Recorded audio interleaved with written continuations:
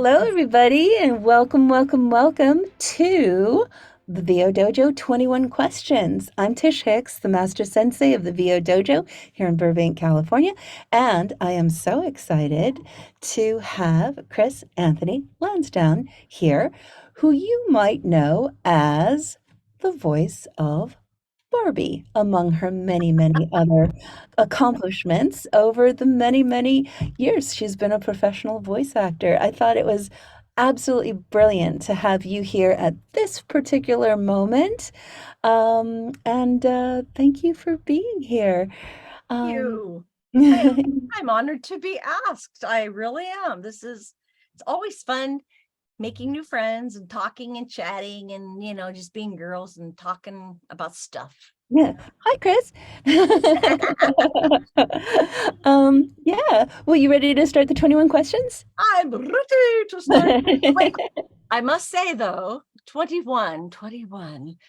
Will I get them right? Is there a wrong and a right? Oh no, there is no wrong. They're just answers. So yeah, there is no Okay, wrong or so right. Okay, so no here we go. spelling checks, right? We're not checking spelling, right? Nothing. The percentile, no percentiles in the 21 questions.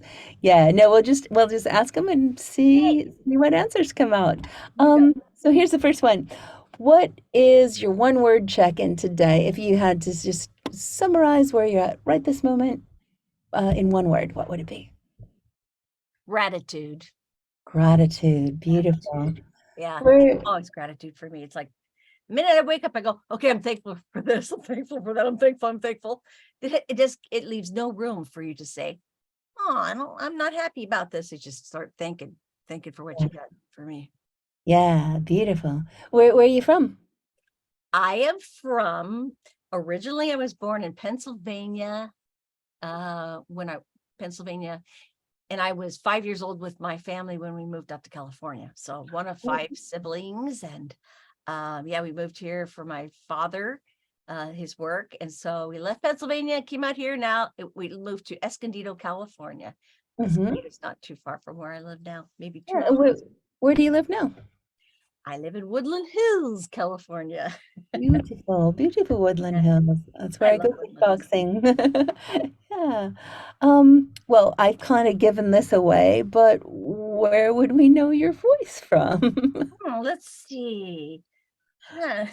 Really funny. Hmm. Well, there's one or two things I think it always helps me to be identified. um, Mhm. I am a host of Adventures in Odyssey, which is a very long running radio drama for 35 years. Wow. Yes, I'm so grateful to be a part of that. And I'm the host. So for 35 years, I opened it with, "Hi, this is Chris. Welcome to Adventures in Odyssey." Yeah. 35 years of the same opening. Wow. So if I drive in a Starbucks and I go, "Hi, this is Chris," they'll go, "Huh? Are you Chris from Odyssey?" Yeah. That's cool. That's cool. And I think Barbie's my other one. I think, you know, I for I'm not Barbie any longer. Obviously, I was the Barbie of the 90s, but Mhm. that Mhm. my one word always got me in the mode was I would say, "Cool, it's me, Barbie." That would be my. That's so fantastic. And let's see. I guess let's ask some of these questions and then I think These we'll are great questions. yeah, Wait a minute, yeah. Tish, did you make these up? Because I like these questions.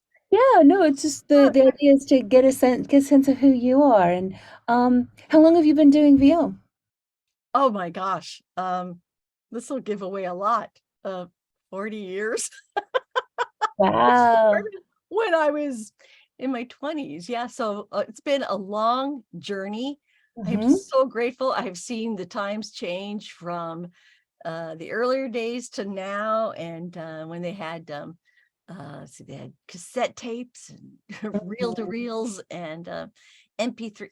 It just changed through the years, and it's like Yeah. I hung in there. I've been to the mountaintop of having many good things, and then you take that, you go low, and then you say, Mm. okay, you just ride the wave, and you say, okay, I'm going to be okay. And then you get back up again.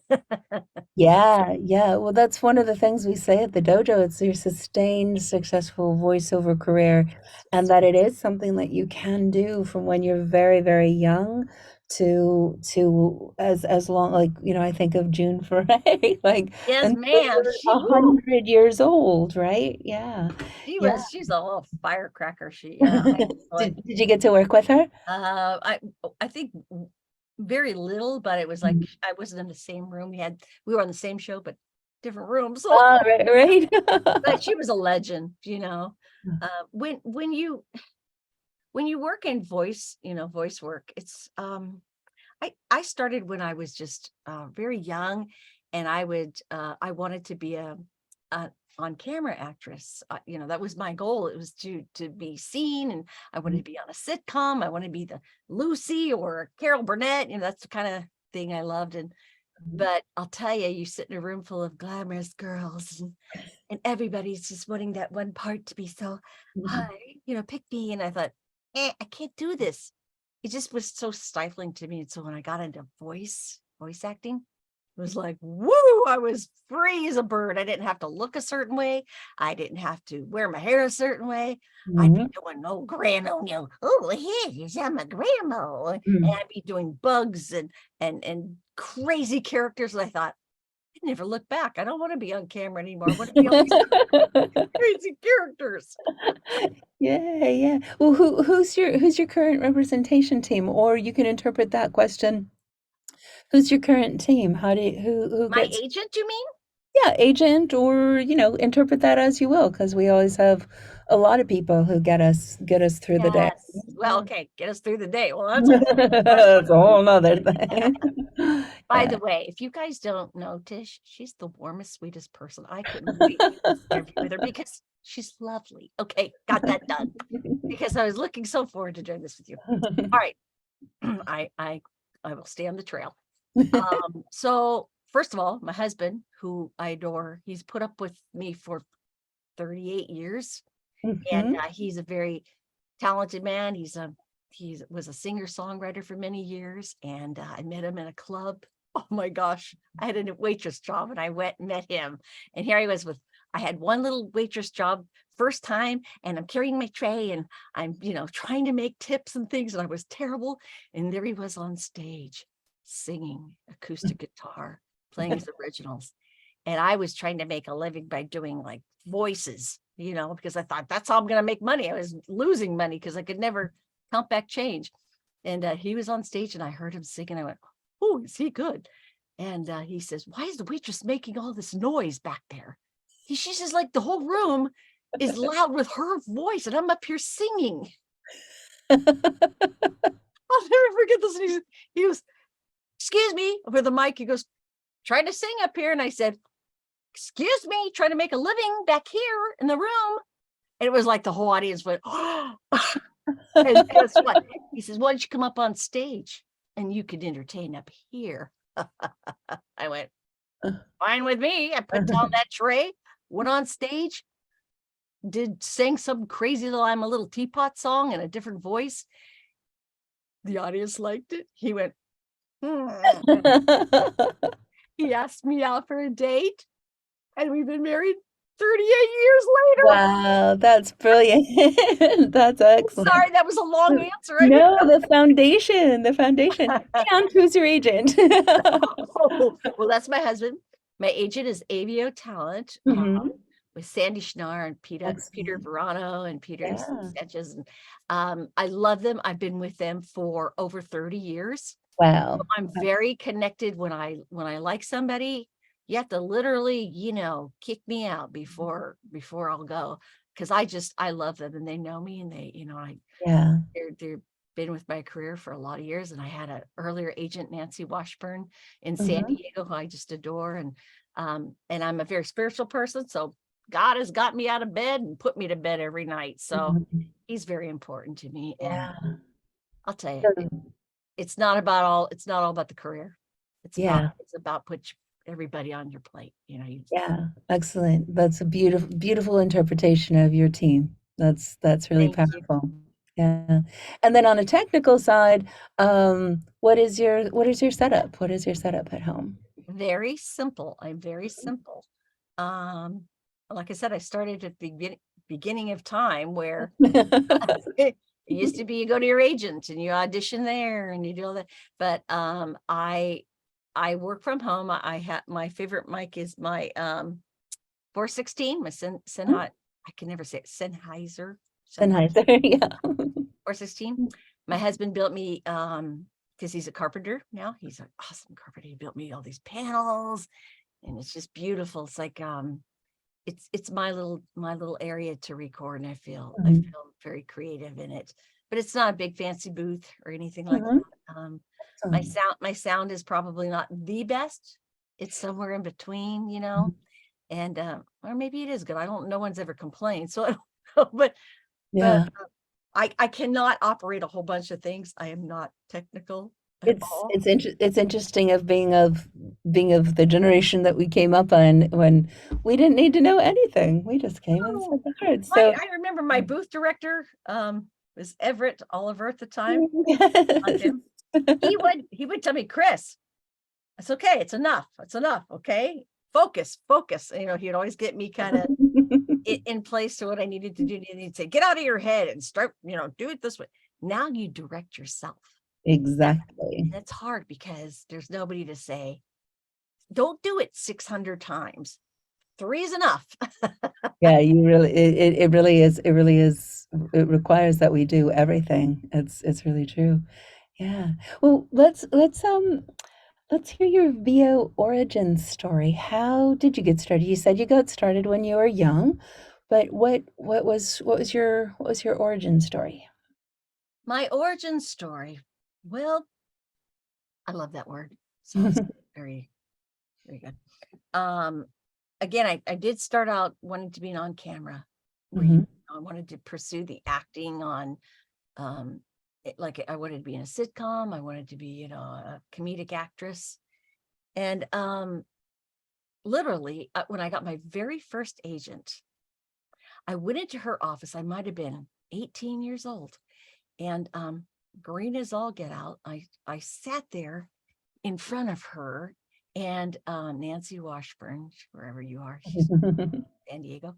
And I says, I want to be this actress. And I poured out my heart to her, and she just looked at me and she says, well, Chris, what do you do? I'll never forget. So I go, well, I do impressions. It was just, I could do impressions of seagulls and different things and munchkins. And I just did all these voices and crazy impressions for her. And she looked at me, she said, hmm, I'm not sure what I'm going to do with you, but we're going to make a lot of money because Oh, that's a you're, great origin she said, story. you're fearless. And she was right. The first job she sent me out on was a lawnmower commercial. This was on camera. You could see me. And it was a lawnmower commercial where you could sit down and drive it. Those kind of that you Mhm. ride around in, wasn't the old hand ones. And she says, okay, they're looking for a girl to go and ride this lawnmower. So I was prepared. I was going to drive a lawnmower. And she says, but the whole premise of this commercial is you're supposed to be a man. And at the whole time you're riding around in the commercial, you're a man on a lawnmower. And at the very end of the commercial, you're supposed to take off your hat, like it's like a cowboy kind of hat, and then your hair is going to tumble out. This is so old school. And you're going to say, even girls could drive it. Okay, so here's what happened. That day, she was dressed like a guy. Do not let them know you're a woman. This is the days where you would go to the auditions, you'd sit in the room and you'd wait, and they'd call you in, and there'd be like 6 people behind a desk. And you give them a headshot, and then they'd talk to you, and then they'd film you. And so I dressed like a man. I put on gloves, I put on all the stuff. And I said in my audition, or sit like this, and I was doing all this. I was, and they called me in, and I kept my head down. I go, and I hand them my picture. They go, Chris, and I picked up my head. I thought, this is going to get the job. One of my agent hears this. I'm going to take my hat off, just like the commercial, and my hair's going to tumble out, and it's going to wow them. Well, it was a really hot day that day. And all my hair was stuffed up into the hat. And so I'll never forget this. When I took off my hat for my hair to tumble out like a beautiful woman, it stuck up in the hat in like at a point. It was so ugly, it didn't even move. It was like the shape of the head. And I went like this, went, and I just started pulling it down with my hands, pulling it down. And they're looking at me go like this. Was something supposed to happen good here? And they started laughing and saying, nice try. And believe it or not, they did not book me, but they booked me in a different commercial. That's a lesson right there, isn't it? Yeah. They said, oh, they just laughed. Oh, they go, we have a commercial we want to use you for. I thought, thank you. And I went for it. Yeah. I'm sorry, it's a long story, but No, it's great. It's great. That's fantastic. And then it segues nicely to the next question, which is what do you think the three top ingredients in your success have been? And maybe you've said one of them already. my success. Well, okay. Yeah, that's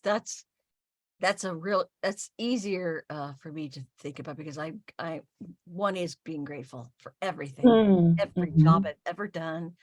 I think if I were to share this with somebody coming up into voiceover or anybody in the world, I'd say it's all about kindness. I don't care how talented you are. It's kindness that is going to connect you to people that want you to come back. You might be brilliant at what you do, but people want to be around people that are good-hearted. They like what they do. They have a certain sense of, they're happy. I don't mean fake. I mean, when you go to an audition or a session, it's like, how's your family doing to the casting person? It's not about us. It's like, how's your job? How's your day? And I did that sincerely because I really cared about the people I worked with. And that created a longevity for me in this business that made it more about the whole pie than just a slice at a time that, this job or I want that. I connected with people. And that's what I really feel like that is what kept me going through the years, because that's what made it fun for me. Yeah. That So was two, right? gratitude, kindness, And my spiritual life, my faith, my God. faith. Yeah, Yeah. I seriously, when things are just like, I think I'm done in this business. I think this is it. This is my last gig. And I thought, I haven't booked anything for a long time. And then I feel that thing of like, that hopeful feeling. I just gotta like little shiver. Yeah. That's what it is. Yeah. Yeah. So those are really important to me. So yeah. Yeah, fantastic. What would you say was your big break, or do you think in those terms? I don't know. That's a good question, because I don't think of one in particular, but I do think being cast as Barbie's voice was a really big thing for me at the time, because it was in 1994. Of course, there's many Barbies after me, but Mhm. 1994 is when they really said, we're looking for a voice for her. They had like gigs before that, like a workout video here or this, certain something that they did years prior, but they never really established a voice. So when I came into the picture, I didn't even know I was auditioning for Barbie. I had Oh, no wow. idea.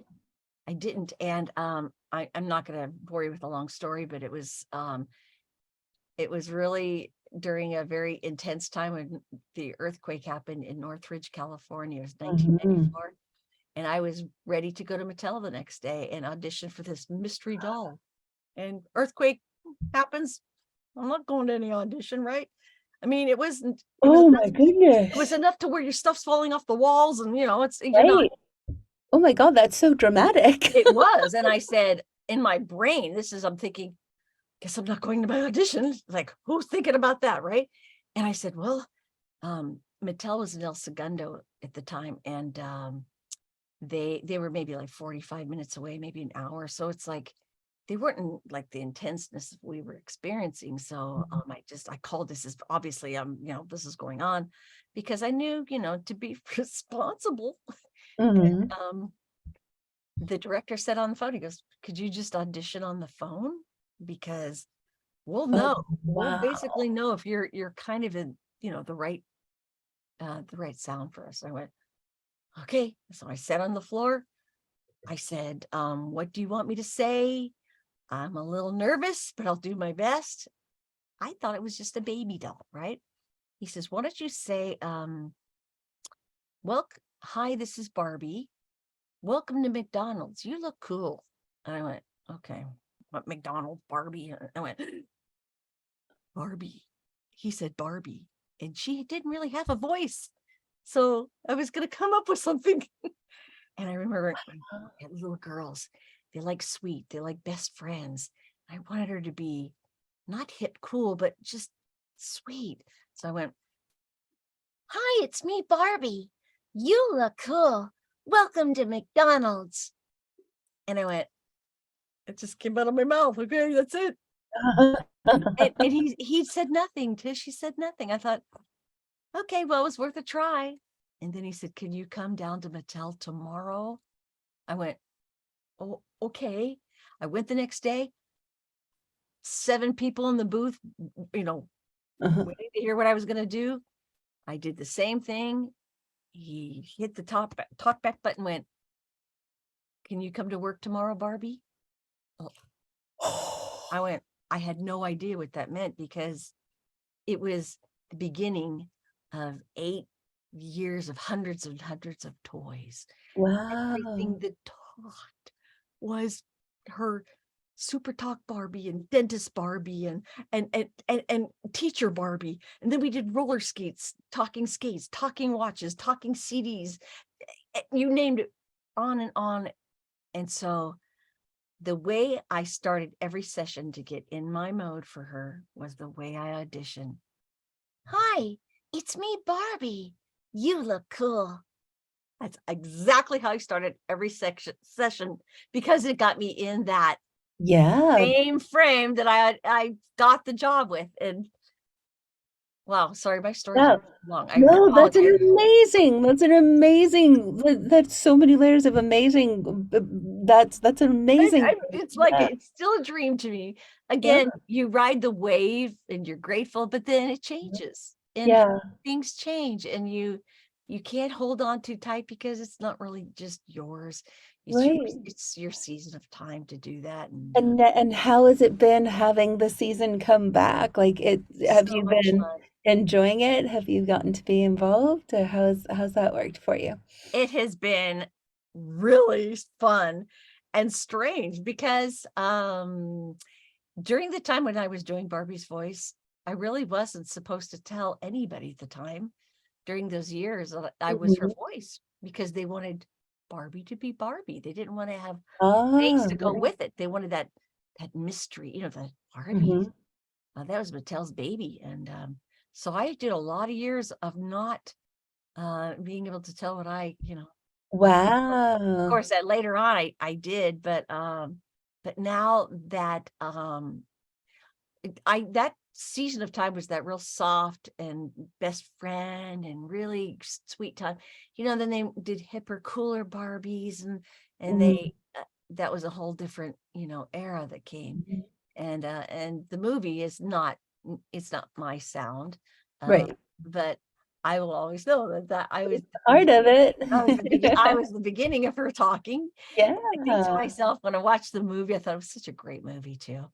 I thought, Yeah. I thought to myself, I'm sitting there next to all these little girls and people. And I thought, I was just having so much fun. I wanted to go, cool, it's me. And they would probably take me away in a straitjacket. Yeah.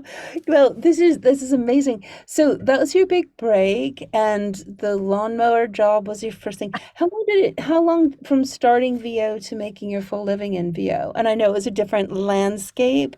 Mhm. I always say when we started, it was more like a trout pond, that as long as you Yeah, got if you yeah, got to the major market, got the major agent, then you had access to everything. So it was a little bit different thing there, to go from nothing to working full time. But what was your experience? Because I think I'm always interested for people to know that it can go fast, or it can absolutely. take some time. So yeah.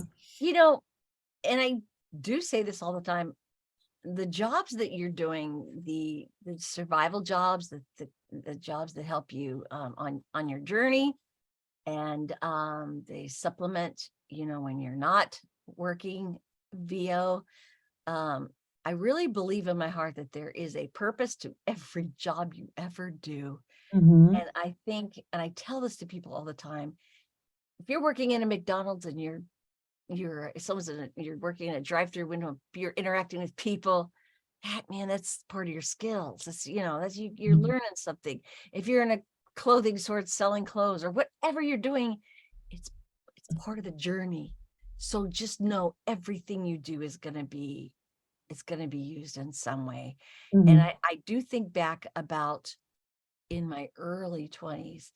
I was hired to do demonstrate cookware.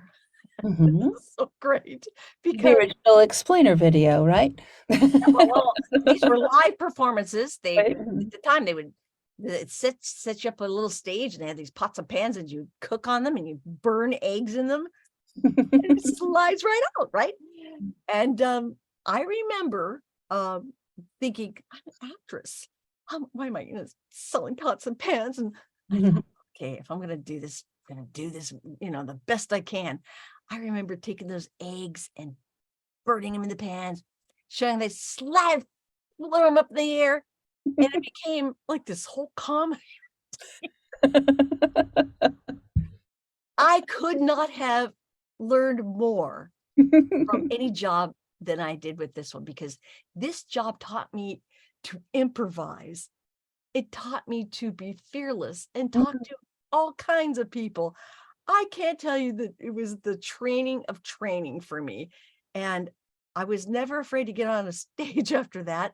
And there was even people that I met that I do their voices to this day. There was a lady named, I laugh, her name Stella Della Rose, who was this country lady who came up to me and she says, "Look, I don't cook on them shiny pans. I cook on a black wrought iron skillet," and she was telling me about it.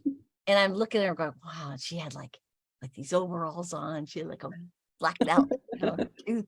"Oh, you don't know what you're talking about. Them pans are too shiny." And I'm just thinking about her, and wow, I'm memorizing how she looks and how she talks. And the reason I'm saying this is because that character that I memorized, I took her with me through the years because she was just so cool. I used her in animation many Mhm. times. When they Mhm. wanted a character, I thought about, her name was Stella Della Rose. I said, I'm gonna be Stella Della Rose. And it's not just putting on a voice, you embodied her, because It's so yeah, good. that's great. When I really feel that, like, that kind of lady inside, I just, because Stella can do anything. That's fantastic. That's fantastic. What are you most proud of in your voiceover career? What are you proudest of? I love these questions. They're just so thought provoking. What am I proud of? I think, okay, this is just between me and you. The rest of you that are listening. At this point in my life, and then I'm in my 60s now. Mhm. Um, if I kick the bucket tomorrow, if something happened to me, do I want to be remembered as the greatest voice actress in the world? No, I don't. That's very important. I'm thankful for my work. I'm very grateful. I have pride in that I've worked hard at it. but it's not the most important thing to me. Mhm. I want people to think of me being a kind person, a nice, nice and caring. Mhm. It's qualities that I want to be remembered for. It's not necessarily the biggest talented, voice actress. I don't know if Mhm. that makes any sense, No, but it makes total sense because you share it as one of the things that you feel is the secret of your success, which really gives a sense of really the heart of what has made you successful is that that ethic, that value, that from the heart of kindness that is for you the heart of your voiceover career. So then that would make sense that that's something that you're proudest of. thank you. And then it Thank all you. goes See in how a she it summed that goes right in up? a goes in a circle because the kindness built the relationships Yes. made the success and so yeah, Yes. Guy yeah, Tish, you've got the deepest heart, yeah, really. Thank you for interpreting because I get off the trail a little bit yeah, and I start yeah. telling But the stories. no, it's brilliant. This is what this is for. This is well, here's the other side of that. What's your biggest fear or challenge in your voiceover career? What has been biggest fear or challenge? Biggest fear or challenge. Can we skip this one? I'm fearful of the question. No, no. Okay, all right, all right, all right. We talk. It's technology. It's like Mm. seriously, the more nervous I get, the more scared I get. And then I blank Mhm. out and I can't remember anything. It's like, okay, somebody tells me, just do this technically. I go, that was more than 3 steps. I'm lost. So, No, that's people record themselves, they do sessions for themselves. That's not me. I need to not be worried about technically what's happening because if something goes wrong, I kind of go, oh, I don't know how to fix it because I only know 3 steps. yeah, That is my that's very honest and very vulnerable, and I'm sure you're not alone. I'm probably like maybe just a couple of steps behind you. But we came up in a time where we didn't need to know the things in the right, way right. that now you really do need to. So, and then if there's fear involved, you need to go, Yeah. okay, and then know really smart people. Um, I'm gonna call you, Tish. no people who can do the stuff that needs to be done. When they Yeah, say home, do your sessions at home, do remotes at home. I think, oh, yeah. wasn't for my husband, I would probably be not doing this anymore. He's been my really greatest support. And Yeah. if something's not working, I go, huh, Jerry, whoa. He'll go like this and go, what did you do? What did you do? Because he knows I'll start going, click, click, click, click. He goes, what did you do? That's so truthful. No, I think I have a feeling about this question, but I'll ask it. Introvert or extrovert? Okay, you Hmm. answer first. If you answer first, Miss Tish, what are you? I had me. I'm an extrovert. I'm an extrovert Okay. very much so. I love the people. I love connecting with people. I get energy from people. Yeah. Uh, yeah, And I'm your very voice, listen to your voice. I mean, it's very soothing. It's like I would be tempted to see how far I could put. I'd love to hear you try to do an old woman because I oh, think oh, I can I do think you would everything. do Everything you can do. I think you would do a great old woman because you just that little personality of yours and that voice. Do you do any animation? I do. Yeah, yeah. Who Actually, would your old woman? Give me an old woman. Come on. an old woman, of course, Grace. Hello. How old? How old? Yeah. Of course, of course. Oh, that was beautiful. Oh, you're never gonna have me come back, are you? No, no. No, and we're gonna start a podcast or something. Oh. Well, let's see. We've got a couple more questions. Oh. If you could do voiceover from anywhere, where would it be? Well, I wouldn't be home because I never know technically what I'm doing. Okay, let me think. Where would I would Well, you know what? It would be number one would be with other actors. That Mm, to me is what's missing about the business. Now that you audition by yourself, you record by yeah. yourself, it would be in a room full of actors and actresses sitting at Yeah. microphones in a studio, laughing and talking I about love that. everything, I love that. Yeah. life, you know? Mhm. It Yeah. just it's not the place, it's not Hawaii, it's not a place, it's like a ambiance of people, the atmosphere of Yeah. friends laughing and goofing around, and that Yeah. Yeah, that's beautiful. Great answer. That's great. maybe you be Ding, ding, grandmas. ding. We'll be grandmas in the room together. Come on, Tishy, let's go for a walk, okay? Bring yourself over. What would you say your voiceover motto is? If Okay, you had one. If you have voiceover one. motto. This one kind of throws me a little bit. Like my motto would be, oh, I got it. I got it. So not deep. I would say you have to compete in this business. You have to compete, but never compare. Have to Mm, compete, but don't compare. That's my that's a I powerful motto. that's really how I've had to accept that and say, like I said, we got to compete for our jobs. Our whole life we're competing.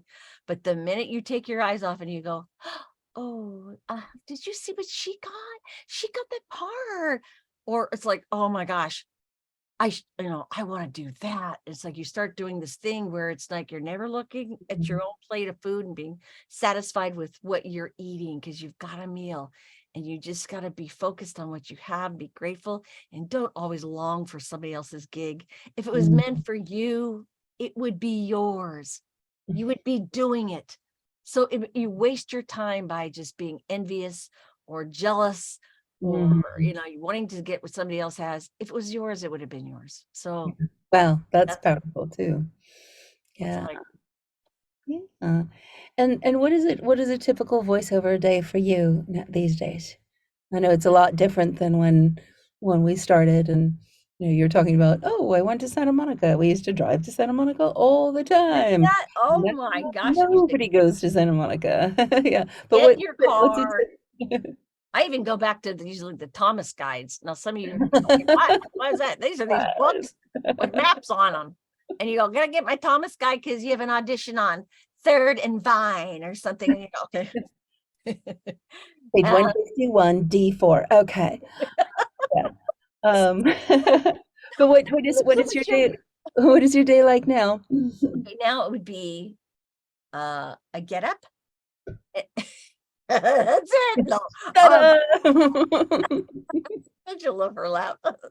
Um, really, I have a little plaque on my wall that says, um, be grateful, be kind, pray, eat. It's like all these little things on my what's a little plaque. But usually I get up and I try my best not to go to my phone. You wake up and you go, I'm trying to break that habit. So Mhm, I wake up and I kind of think about, oh, I woke up, I'm grateful. I'm not kidding. I mean, when you wake up and it's like I'm alive, my feet are still working.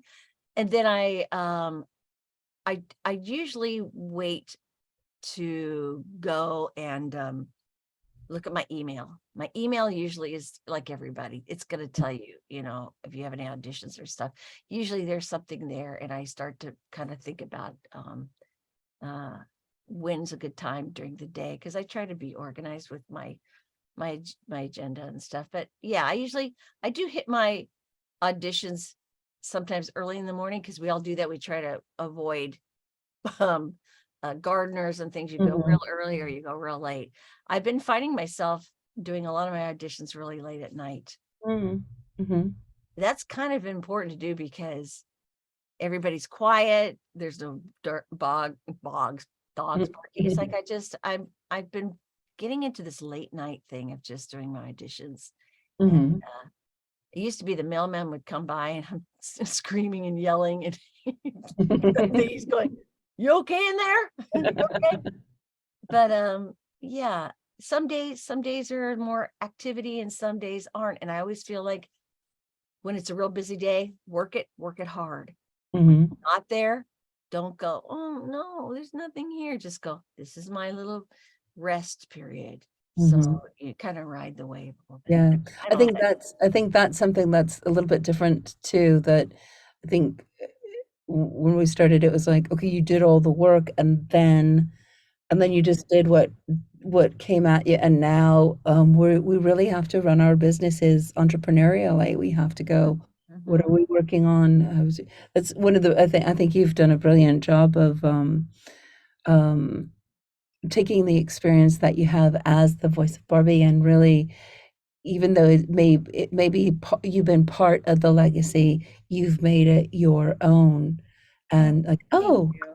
I know her, I know what she does, and that's really powerful. So, Thank you. It's seriously, I've done more interviews, Barbie interviews, just lately than I've had ever. There's just, they want to know the history of her and how I started with her and just the, the journey of her, mhm, because there are so many things that happened during that journey. There was moments when my daughter was a little girl and discovered I was the voice for Barbie.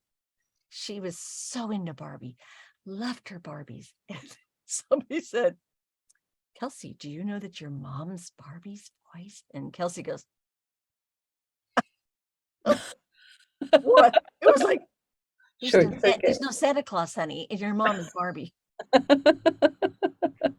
It's like, it was such a fun and interesting time. She thought it was just like, oh, and then it became very cool to be her mom. Mm, Mom, yeah. do your voice for her, my friend, for do Barbie's voice. I And have then, a kid moment like that. The gameplay narration for GTA 5. oh, And my cool. son at the time was, I don't know, like 11 or something like that. And I hear from the other room when the game was released, he's like, "Hey, mom, is this you?" Like, yes, and turn that off. It's But cute.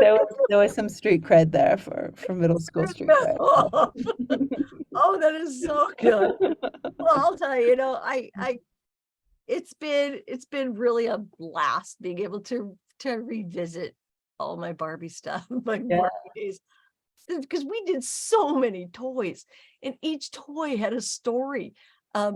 Just recently, they wanted me to do a Barbie auction, which was hilarious. So they're auctioning these Barbies and cell phones and CD-ROMs. The CD-ROMs were the best part. All those they're computer games, they call them CD-ROMs.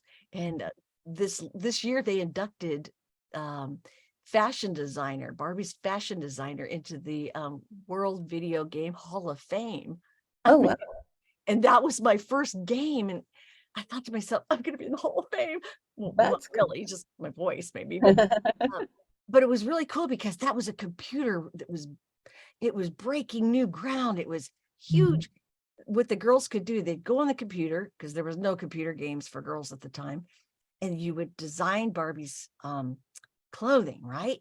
Then you could get her she would model the clothes, and then you could print out your design and put it on your Barbie. That's It was cool. so cool. It's like, so you're designing it, you can have her walking and modeling it, and then you print it out and you put on your Barbie. Kids, they were just going nuts for this. And I thought to myself, I had no idea. It's a Barbie computer game. And I have one sitting on, it's kind of dark, sitting on my shelves, because I keep some of my favorite toys up there. Mhm. And I think to myself, I'm an old Barbie. I Well, call you Grandma Barbie. well, one of the sayings, the taglines that we have here at the dojo is "Your voice is a powerful thing," and I think it's really cool when our voice becomes something that impacts lots of people for Such a an really honor. long time. So well done, well done. And that brings us to our last of the 21 questions. Knowing what you know now, what would you say to yourself at the beginning of your career?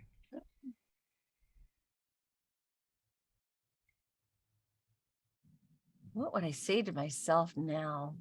that I know that I would have told me earlier on? Oh, that's a really great question. I would probably still think about not comparing with others, because that Mhm. was a tendency that you always did in this business. I would tell myself, don't worry about it. What's meant for you is meant for you. Yeah. And even when Barbie went away, it was an interesting transition, because I think at the time Toy Story just came out. Now, Mm, Mattel had told me that I was going to do Toy Story. I was going to be Barbie in that, and then Disney decided they're going to use their Barbie. There wasn't mm, there was not their Barbie, but they did that, and I went, huh? I've been doing it for 8, 9 years, mhm. and I thought to myself, I want to be professional and grateful, and not go, oh no, they used theirs, and it was like it was a real challenge for me, because through the period of time I was doing Barbie, I wasn't allowed to tell anybody I was Barbie. Oh, And right. so when the credits rolled on the screen and the voice of Barbie was a different person, Mm. people assumed that was her all these years. I Wow, went, that's I had to come to grips with, you have no control over this business. You can't control a single thing. You just have to be grateful. And when your job comes to more of a close, you have to go, okay, and you pass the baton, whether you mm, want to or not. And I think for myself, it just was always about to not think you're owed anything. You're not really owed anything. You're just grateful that you had a chance to be a voice of something, yeah, an that's powerful. icon for me. I played with Barbies as a little kid. Who would have thought someday? Yeah. Of course, Well, I that didn't answer that question, did I? well, you completely 100% answered that question. That was amazing. That was an amazing answer to that question. And yeah, I think it's a really powerful place to close. Now, um, thank you so much, Chris, for spending this time and Oh, I answering these questions in preparation for you joining us for Ask the Sensei later this week, where we will be together again, and then you will we'll be answering everybody's questions. So, how to fun. have and now they'll know you a little bit, a little your perspectives, and we'll be there to answer your questions, everyone out there. And yeah, well, Thank you. oh, This is just so sure. much. This is a lovely meeting you and being involved with this. And what does dojo be? Oh, that's a good question. So the dojo, in Japanese, it means the place of the way. So you often hear it like a karate dojo or my kickboxing dojo. So this is the voiceover dojo, and the the way we approach it is the place of the way of voiceover, but not the place of the way, right?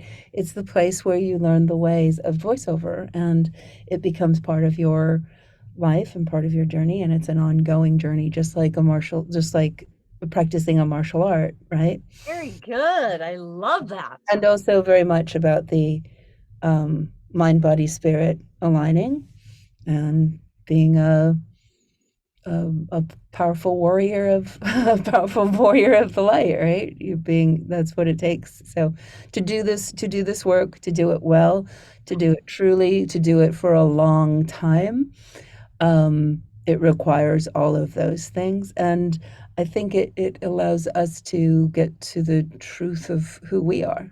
We explore all the possibilities of our voice and it allows us to find out Wow. who we are through that process. So Did you just like play that every morning for me when I wake up? Just that. You should be on like one of those things. You just click and it says, yes, yes, yes. I mean that. See, to me, I want to ask you all Well, those questions. I want to ask you every single one because we'll that's have to do the interesting to me. podcast. Okay. All right, darling. Well, we'll see you later this week, and thank you so much for being here. Adios. Okay. Take care. Thank you. Thank you so much, Tish. You're welcome.